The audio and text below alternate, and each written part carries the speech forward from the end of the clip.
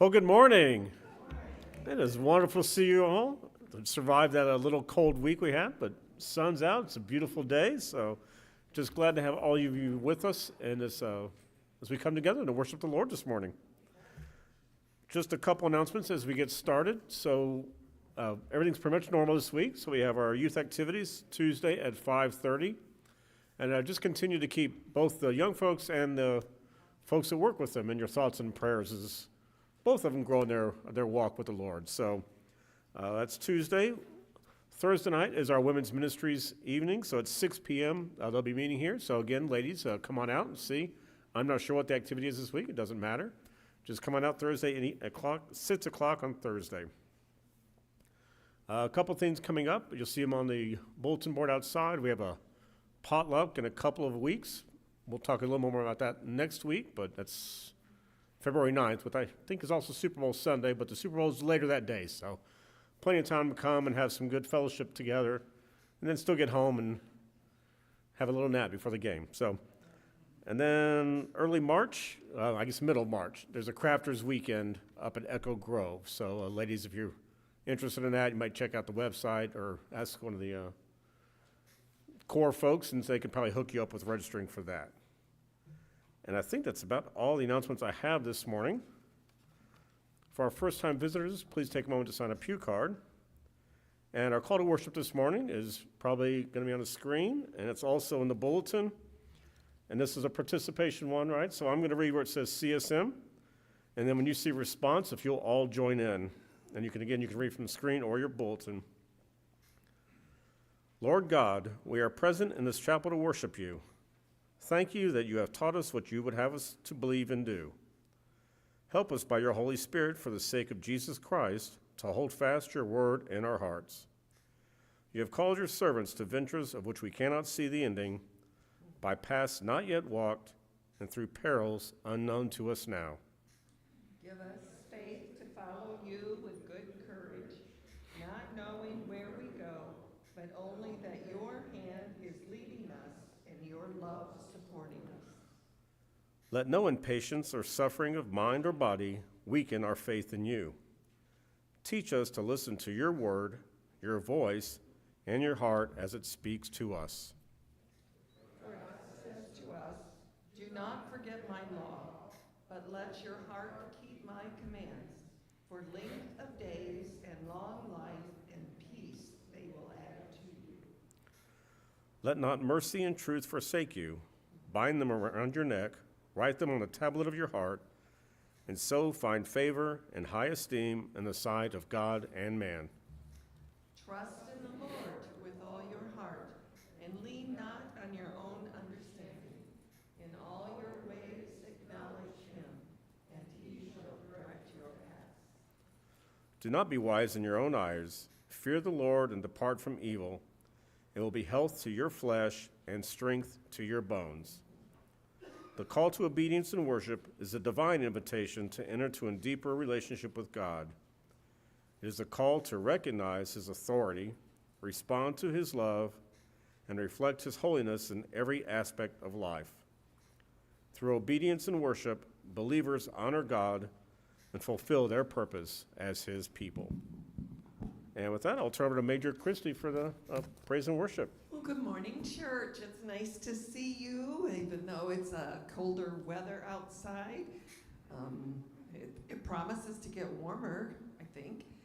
We are heading to Florida, so I'm praying that Florida warms up because they've had a lot of snow and cold, too. My sister-in-law told us to bring our warm clothes. Not doing that. So we're here this morning to worship God. The call to worship just said that our worship and our obedience is for him. It's not for us, it's for the Lord this morning. This afternoon on the Salvation Army Clearwater YouTube channel is the memorial service for Major Joy Ross, one of your former Corps officers. And I had a card to send around this morning to have everybody sign to send to Major Ross, but I forgot it right on my chair at home. So on the bottom part of your bulletin is a blank spot. And if you want to write just even your name or a message to Major Ross, do that, tear it off, give it to me, and I'll put it in the card, okay? And it's as if you signed the card, so sorry about that. So if you want to send a message, or do you have another card?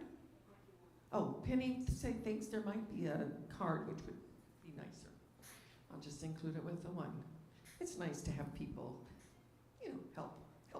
All right, so it's a good day to be in the house of the Lord. Would you stand with me as we sing? This song is inspired, I'm sure, by the scripture reading that Enfoy will be referring to this morning when Jesus turned the water into wine, his first miracle, and it happened at a wedding, and it was a party for sure. Jewish weddings are always a party. And so let's praise the Lord as if we are in a party worshiping him today, okay?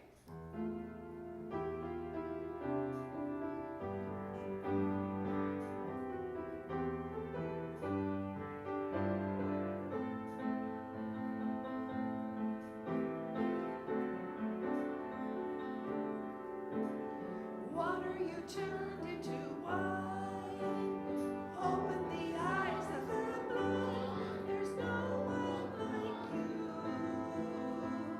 not like you. Into the darkness you shine, out of the ashes we rise. There's no one like you, not like you. Our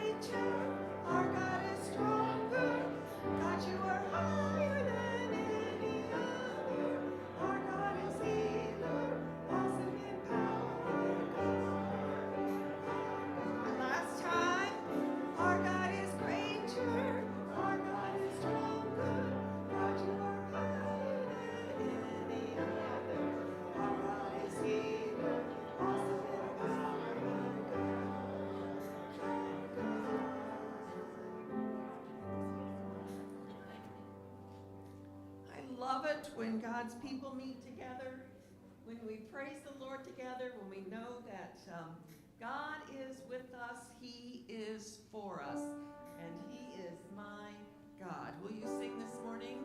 Our God, you are my God, and I will ever praise you. Oh God, you are my God, and I will ever praise you.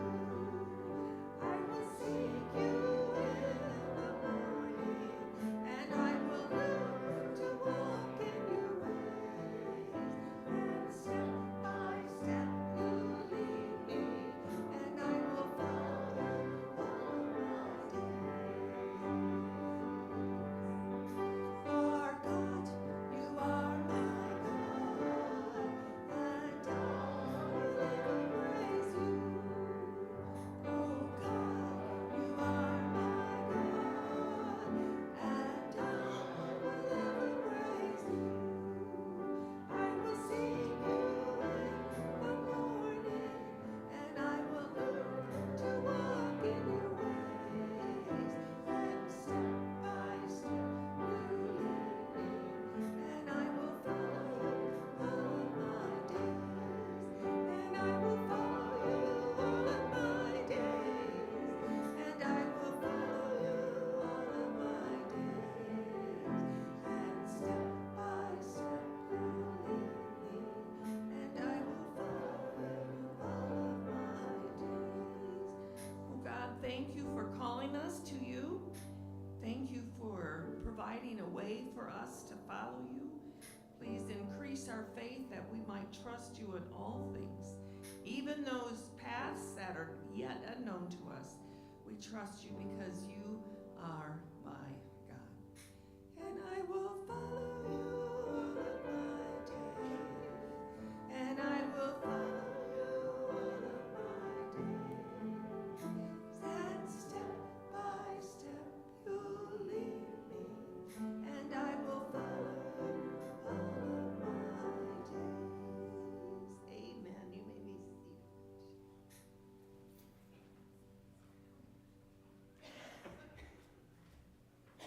may be seated. Good morning. We have our ushers come forward.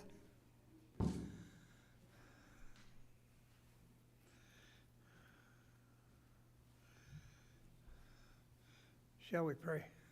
Our gracious Heavenly Father, we thank you for this wonderful day that you've given to us.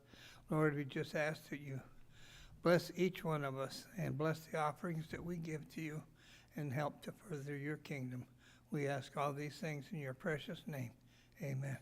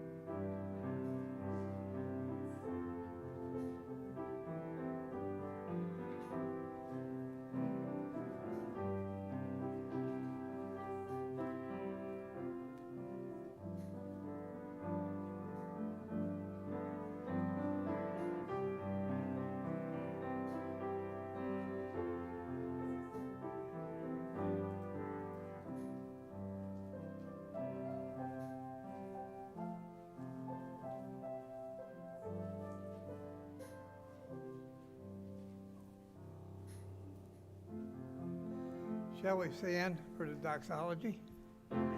God, from whom all blessings flow, praise him, all creatures here below. Praise him above the heavenly host. Praise Father, Son, and Holy Ghost.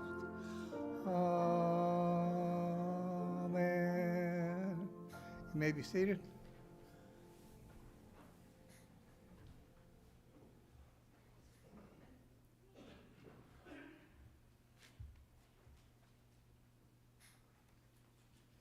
Good morning.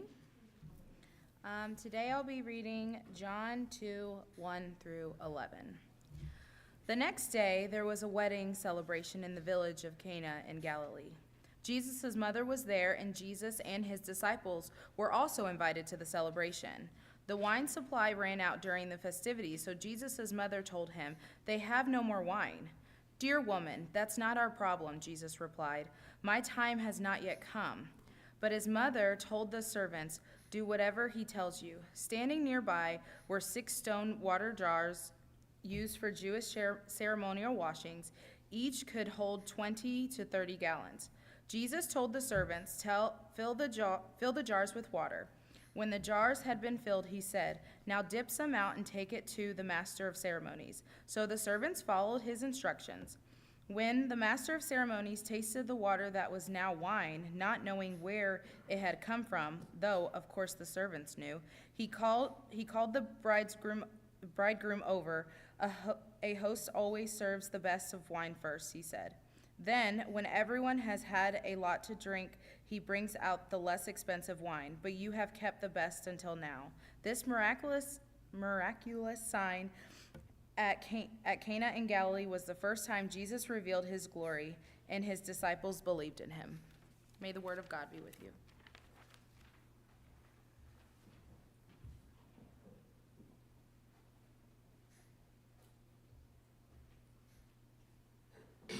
Good morning.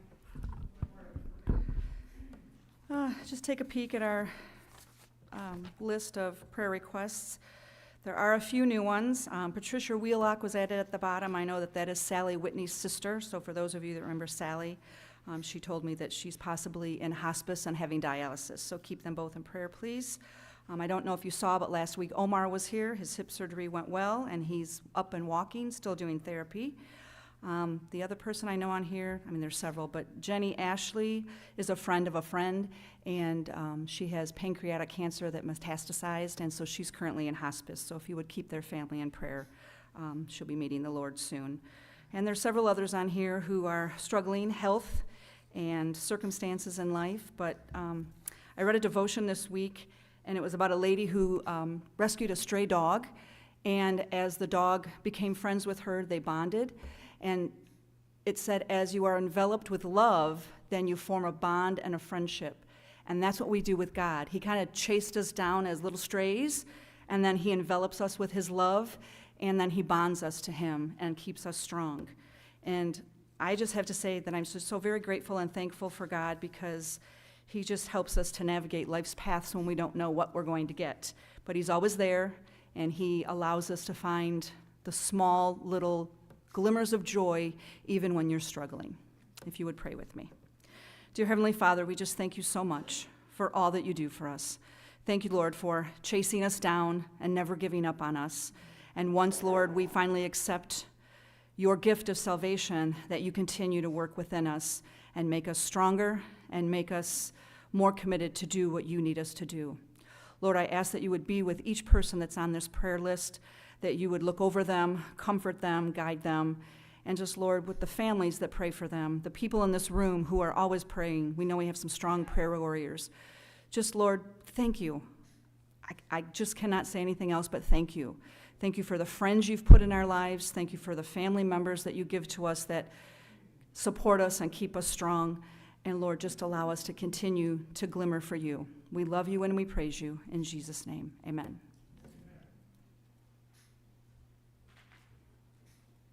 Know that scripture tells us that our prayers go to heaven and are there before the throne of God. Isn't that a great feeling that we can, connect with the heavenly, with the eternal in that way? And that the tears that we cry when our heart is so burdened, that those are collected and they're released also at the throne of God as a praise offering. Isn't that a beautiful thought? I don't know why that came to me, but Penny, thank you for your prayers and reminder that God just really does love us. This next song I'm going to sing, Carl put the words up if you remember it. It's an old hymn, and then this is a newer tune, but that probably means over 20 years old, so you know.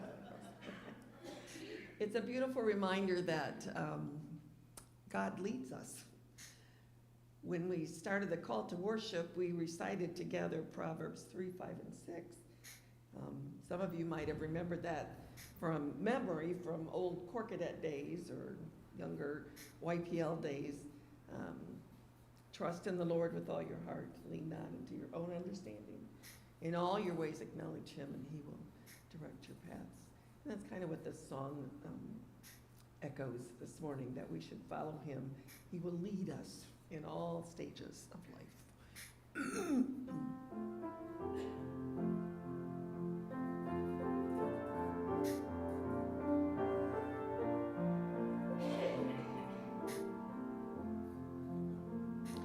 He leadeth me, oh blessed thought, oh words with heavenly comfort wrought.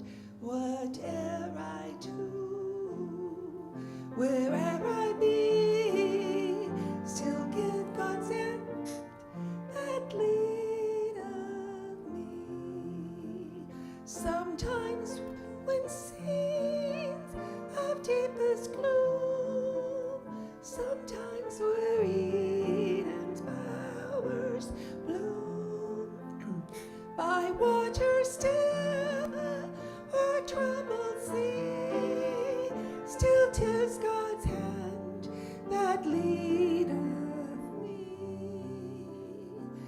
He leadeth me, he leadeth me, by his own hand he leadeth me, his faithful follower I will be, for by his hand he leadeth me.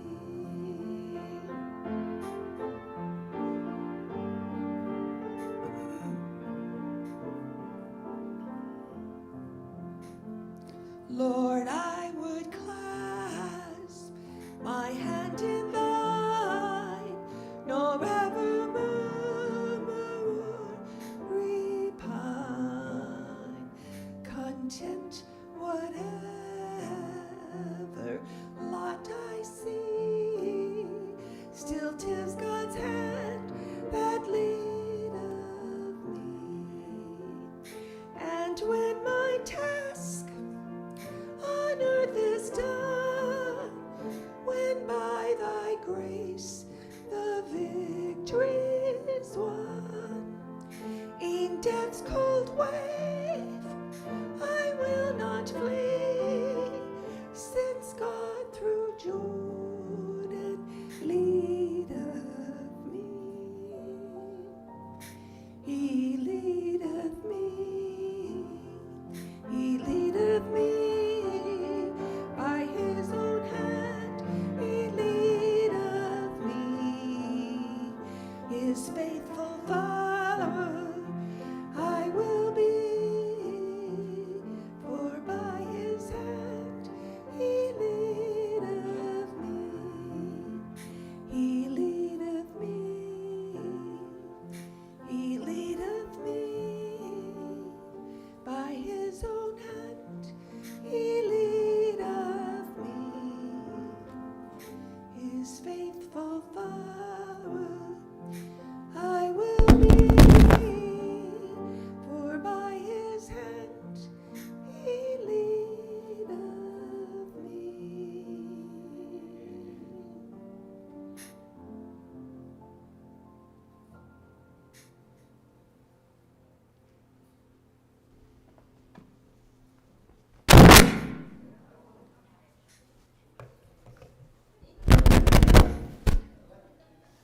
Is that me or her? Is that me?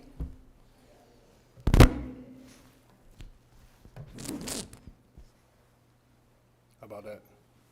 Is that good? Much better? We get it right sometime, right? Gotta get it right sometime.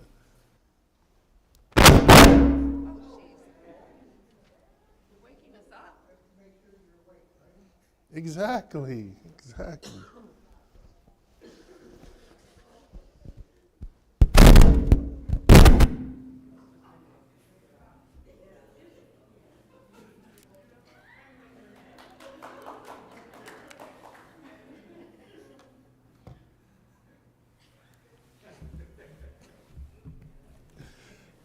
Good morning.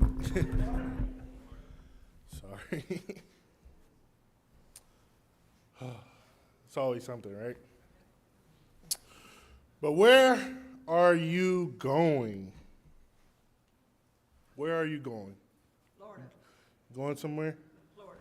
Lucky you. Tell my grandparents I said hi. They go to the Clearwater Court too, but tell them I said hi. When I was in ninth grade, I was due to try out for varsity basketball. And one of the rules for varsity basketball is that you have to compete in a cross country. You have to do cross country. Anybody know what cross country is? Anybody in here ever ran cross? You guys are great people. So our basketball coach said, look, it's August. To prepare for the upcoming season, if you want to try out for basketball, you got to do this cross country. You got to be a part of the team. Meanwhile, this is Academy of Inkster, Cherry Hill High School. They didn't have a cross country team. The team was the basketball team. And so every year, the basketball players had to do cross country to compete. Incoming freshmen as myself wanted to try out for basketball because I love basketball. And I wasn't going to play JV because I thought I was good enough to play varsity. Met the coach. He said, all right, you got to show up at this time. Be ready. Meanwhile, I hadn't did no training over the summer. I've been at camp all summer. No training. He said, all right, you want to do this? I show up. And we get ready, we line up. This is not on a track, right? We running through the neighborhood. And I'm thinking, I'm all right, I should be good. I'm great. You know, I'm a young kid. I think I got a lot of energy. Wasn't the fastest kid. Had asthma. So you know where I'm going with this. So, meanwhile, there's 12th graders, 11th graders, I'm probably 1 or 3 freshmen that's there, and we get to running. I have no clue where I'm going. And so we start, and I fall behind, dead last. And I'm just running. I'm like, I cannot see anybody ahead of me now. So my goal is that I'm just going to keep running, and I'm not going to stop. I don't know where I'm going. I can't see where everybody else is, but I'm just going to keep running, and I'm not going to stop. Because if I stop, I probably won't make the team. And the coach won't be able to see how good I am.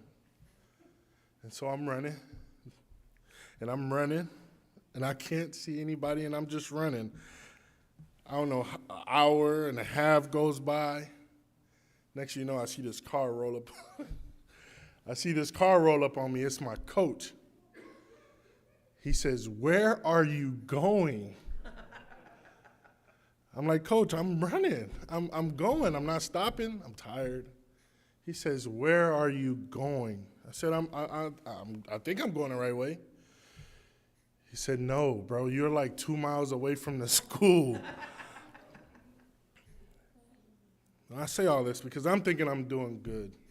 I'm running. I'm trying to keep up the pace. I'm trying to make the team. I'm trying to impress the coach. But I was running in the wrong direction. How many of us felt like we'd be running in the wrong direction sometimes? It doesn't matter how great I was running. It doesn't matter if we're running in the same in the wrong direction. I know there's a lot of stuff going on in our world today, and I don't know if you've ever asked yourself, but what's next? What's going to happen next? And I think this is a good time for us as Christians, as believers, to recalibrate. I think it's time for us to really take part in pushing the movement of God in our lives. If you have your Bibles, I encourage you to turn to John, that passage that we read, John chapter 2, 1 through 11. I think and know God wants more for us as his believers, as his people. And I know that God wants to rescue us out of our broken and shattered lives that we may be going through. I know that he wants to give us grace and mercy, and he wants to answer our prayers. And when that happens, lives are changed. So my question to you is, how can we see a movement of God in our lives? Are we going the right way? Will you pray with me? Dear Heavenly Father, we just thank you for bringing us here this morning, Lord God. We thank you for who you are.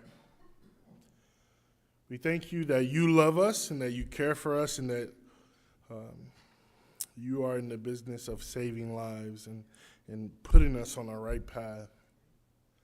I pray that we join in, that we are heading in the right direction. Open up our hearts and our minds to receive what it is that you have for us today. In Jesus' name, amen.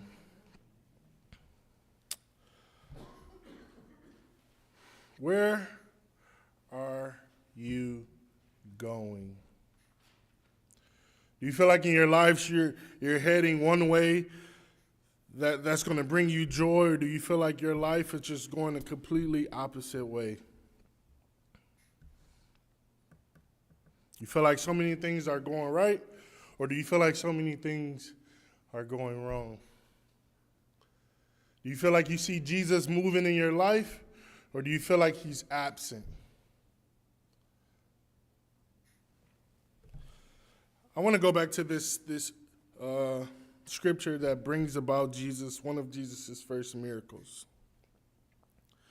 But I want to share that I love, me and my daughter, we love watching fail videos. Anybody like watching people hurt themselves or bump their heads? And it's really funny. And there's, for some reason, it brings me the greatest amount of joy.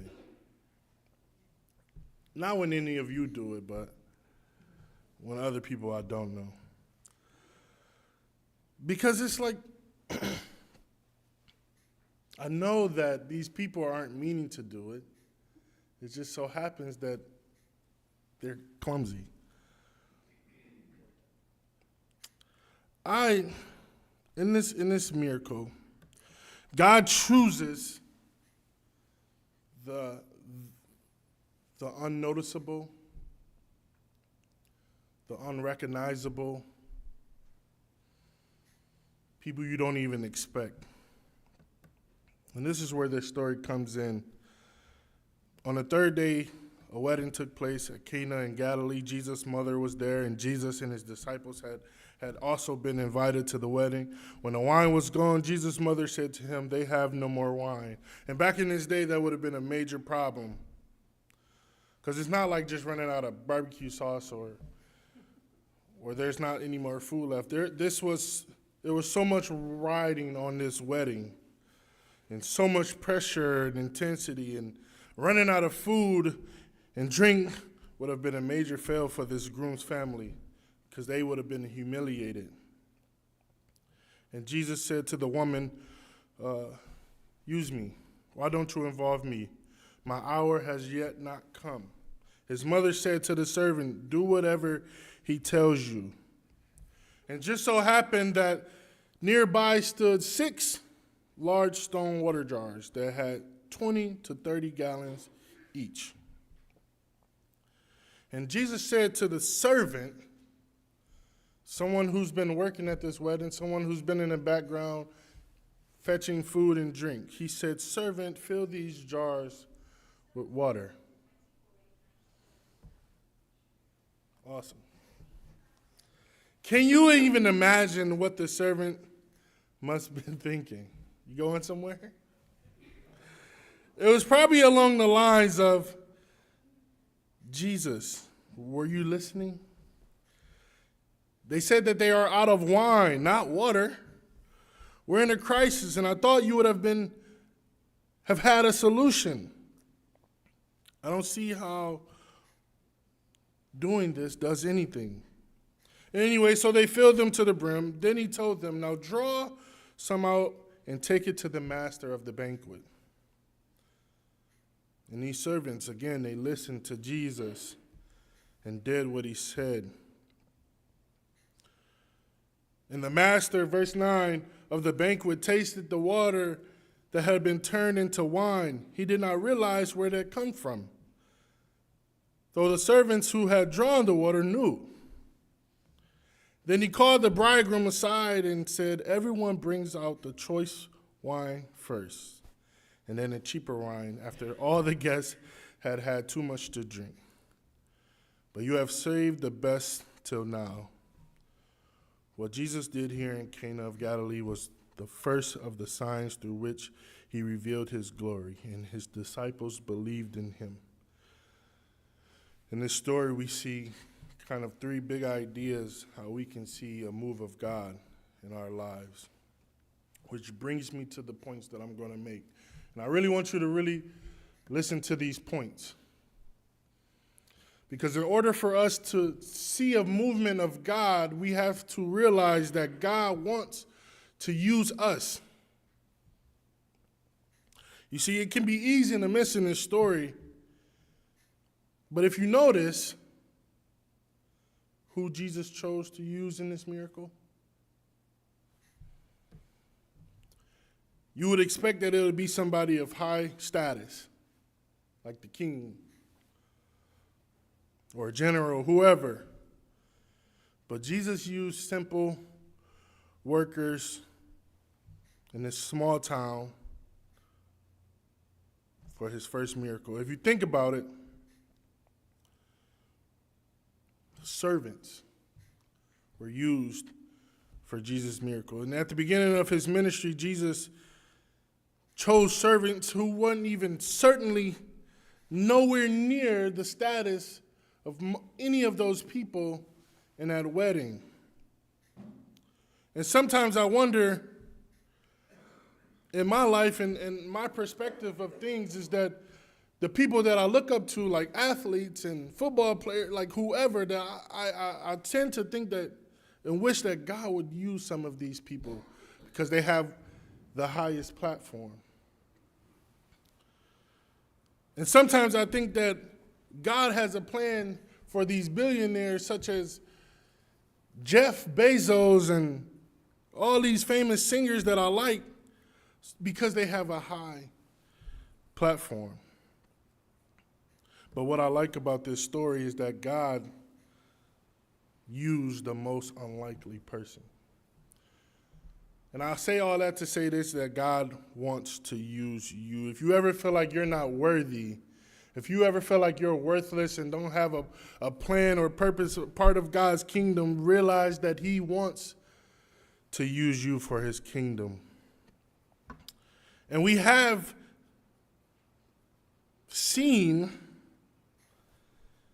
throughout history in the Bible that Jesus always uses the most unlikely, unordinary people to accomplish his plan. And I think the reason is that God chooses the ordinary to display his love, his grace, and gospel to a broken and hurting world. In the Bible, you can just flip through this whole thing and see that he used cowards, right? Gideon, y'all know the story of Gideon? He used murderers, right? He used people who couldn't even speak. He used liars and drunks. He used a donkey. He used widows and teenagers such as David. He used the sick. Jesus reaches out to those considered to be at the bottom, showing that there is no one too broke, too insignificant for his movement. See, God wants us to be a part of his movement. So if anything, if we're ever going to see a movement of God, it's going to come through people like us, like you. And I can tell you that for some of us, God wants to use us, right? He wants to use you for your dance team. He has a purpose for you, right? He wants to use us in our neighborhoods and in our communities and in our churches. God has gifted us with talents and abilities, and he places us in places where we can use those for his kingdom. If we want to see a movement of God, we must listen to the voice of Jesus. We must open up our ears to listen. We have to listen for what God is telling us to do. Remember in this story, Moses or Mary told the servants to do whatever Jesus told you to. And what did the servants do? They listened. How many of us have a hard time listening? I don't want to hear what you got to tell me if it ain't benefiting me. How many of us have that kind of attitude? I see some heads down back there. We have to listen to the voice of Jesus.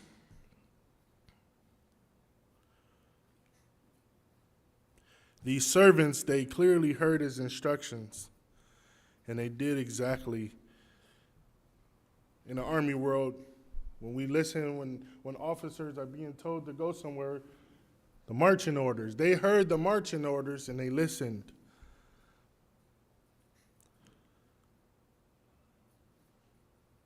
We must listen to the voice of Jesus. It's so easy for us to listen to the outside world.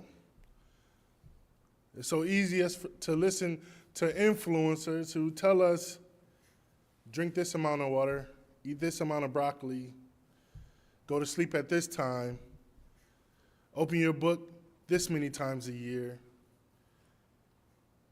And we say, okay. My daughter, she loves these YouTubers called the Dobre Brothers, and now she wants everything that they have, the Lamborghinis, the Rolex watches, because she's listening to what and seeing. I'm like, listen, you can't afford that, and I can't afford that, so you can't get that. So are we listening to the voice of Jesus? And if we're listening to the voice of Jesus, it recenters our thinking and reminds us who we belong to. It reminds us where our hope lives. And it challenges us.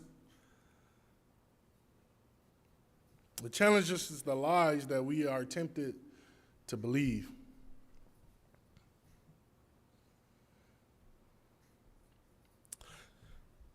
One of the questions I tend to get or have been asked is, what do I do if I'm just not getting a lot out of my quiet time with Jesus? What if I don't hear him talking to me when I'm spending time with him?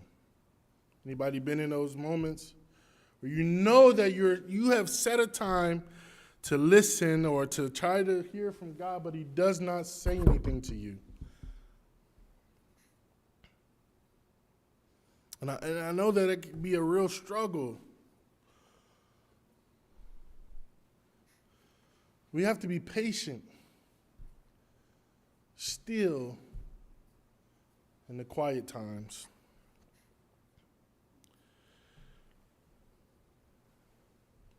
If we want to see a movement of God in our lives, we must recognize that there is work to do.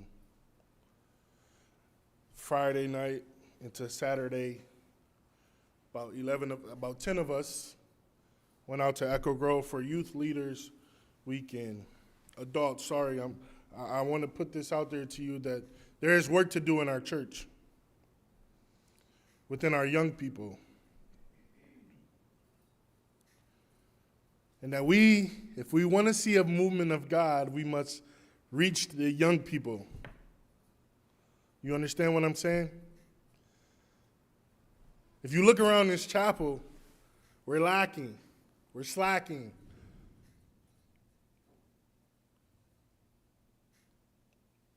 If we want to see a movement of God, we have to recognize that there's work to do.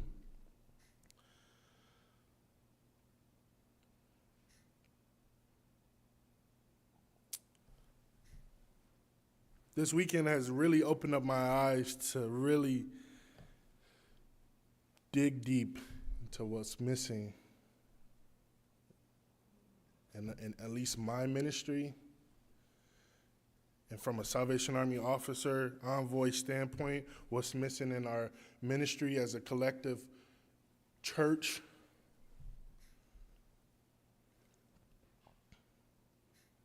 Which led me to that question of where are we even going? Where is our church heading? Actually, let me ask this question. Is the most important thing in our lives as believers, as a church, seeing young people connected to God? Is that the most important thing for us as believers or as leaders? To see our young people have a relationship with God? Is it important for us to share the good news of Jesus Christ? And if so, what are we willing to do about that? Where are we going? What are we doing? Because it doesn't matter what's going on and how good you're doing in your individual lives, which is important. But as a body of believers, if it's not leading to Christ, what are we doing?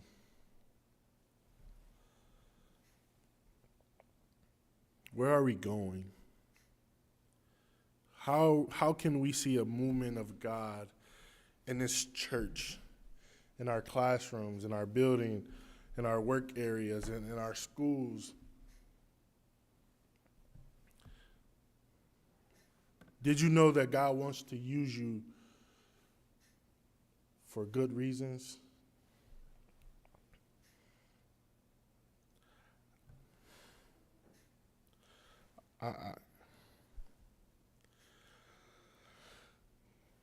God calls us to be faithful in the small things. In any situation where we are, my nose itches so bad. Because God is doing incredible work. He is faithful, and He calls us to be faithful. And it doesn't matter what status you have. You don't have to be an envoy. You don't have to be a major or none of that. It starts at the lowest, if that's what you call it, local leader. It starts there. Because God will promote you and use you for influence in His way and in His timing. And if you are oblivious to what's going on, you will never know the day that God will tap you on the shoulders and say, hey, it's your turn. It's your turn to be a leader. It's your turn to lead. It's your turn to reach somebody in your church. I think about this in the sports aspect. Actually, we just saw this in the Lions game. It's like a backup quarterback standing on the sideline. He never knows when the starter is going to get injured. It can happen in a split second. And if you ever watch sports, especially football, you can see that on the sideline, most backups are just sitting there, helmet off, arms folded. Not knowing if they will ever get in the game. And then when their number is called and they're told to get in, and now they're scrambling and searching for their helmet and whatnot because they weren't even ready. They weren't even engaged. And if you compare this to a backup quarterback who's locked into the game, he got his helmet in his hand, and when his name gets called, he's running out there. We saw that in the Lions game, right? Teddy Bridgewater. Signed him a week before, 2 weeks before, and he got in the game, and he made a significant play because why? His name got called, and he was ready. What are you going to do when your name gets called? When Jesus say, hey, I want to use you right now at this moment for my good, are you going to be ready? Is there something that you know that you've been putting to the side because you just don't feel ready? I can't do it. I don't want to go there. I'm not going there. I don't belong there. I don't fit in. There's nothing that I can do to help. But if God has called you and told you to go, are you going to go?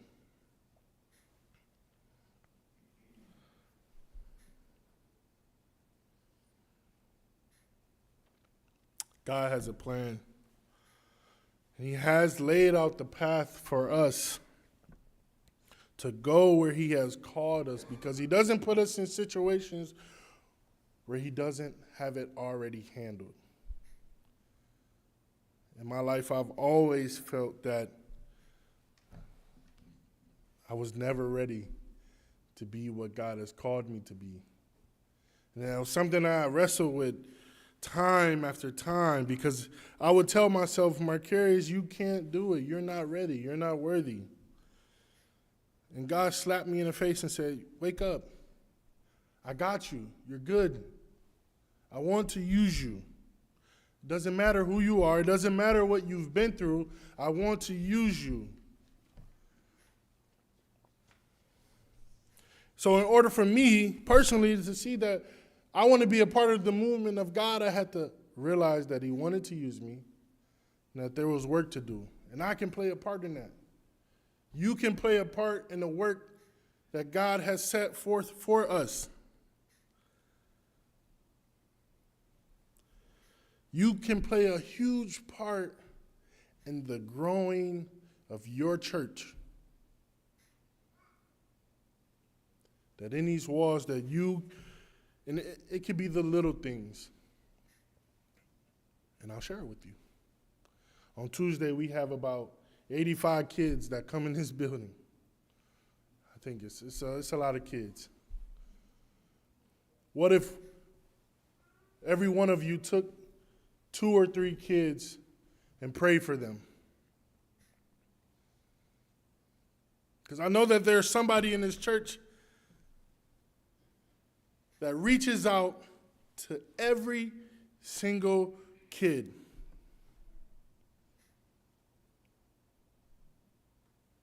And she does it faithfully. And it's time that we, as a church, join in on that. If there's something in this church that you say, hey, I want to see more of, say something.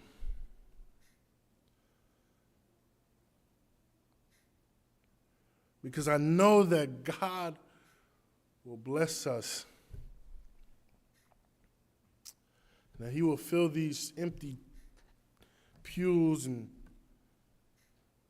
if we all take our part and do our part to see the movement of God in our church, there is work to do. And I'm asking you, where are you going? Are you just cruising? Are you just going with the flow?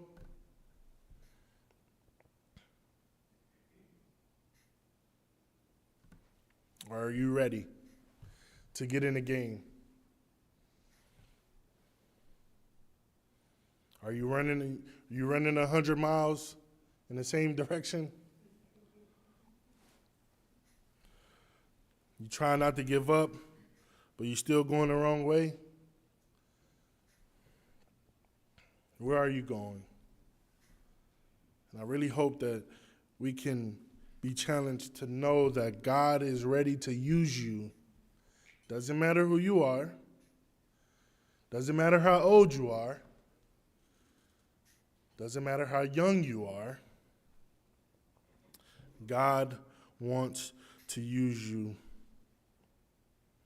He has a plan and a purpose. Dear Heavenly Father, we just thank you for your love and your mercy and your grace.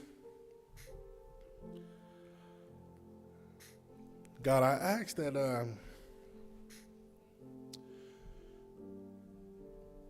we will be able to put our own selfish desires aside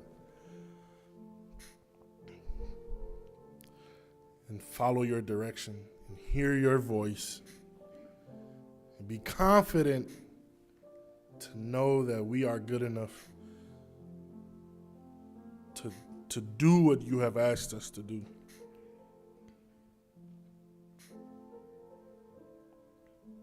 Where are we going? Is our lives leading to you, Lord Jesus? If not, I pray that you help us get on the right path in everything that we do, especially in our church. Lord God, we love you. We just thank you. In Jesus' name, amen. We're going to close. Such an amazing song. It's a testimony within itself. And if you listen to these words, give me a heart that is true, Lord, to seek you like never before. Renew my mind, renew my spirit to walk in your holiness. Give me a passion for you, Lord, because I want to follow you. I want to follow you, because that's where I want to go. I want to go where the Lord is leading me. And I hope that you do too. Of course, this altar is always open for prayer. If that's where the Lord is leading you to the altar, go. You can stand, you can sit, wherever the Lord is telling you to do, do it. Will you sing with me?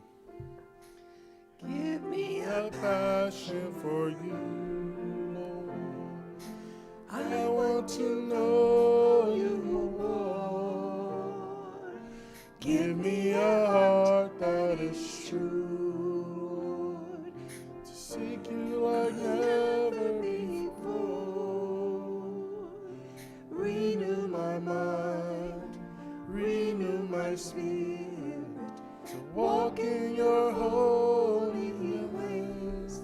Open my eyes, I want to see visions of you living through me. Open my heart, cause me to love, for I want to follow you. I will follow you with all my heart.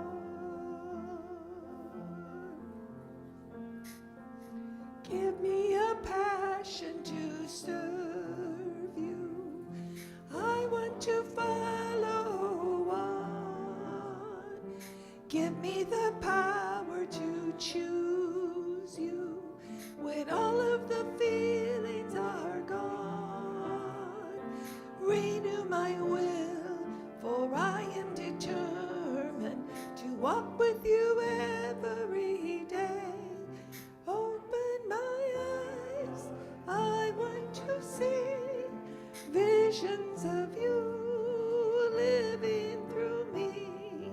Open my heart, cause me to love, for I want to follow you. I will follow you with all my heart. Oh, to see visions of you living through me. Open my heart, cause me to love, for I want to follow you. I will follow you with all my heart. Open my heart, I want to follow you. I will follow you with all my heart. Lord God, as we leave this place, guide our steps, guide our path, open our hearts, be with us. In Jesus' name, amen. Go with the Lord.